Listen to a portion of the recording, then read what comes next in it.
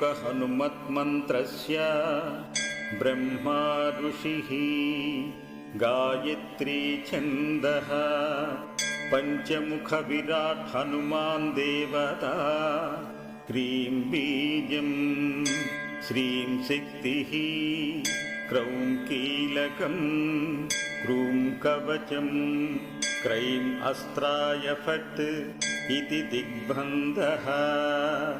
श्रीगरुड उवाच अदध्यानं प्रवक्ष्यामि शृणु सर्वाङ्गसुन्दरी यत्कृतं देवदेवेन ध्यानं हनुमतः प्रियम्।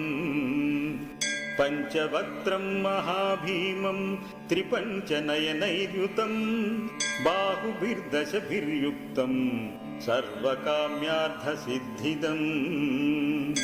पूर्वान्तु वानरं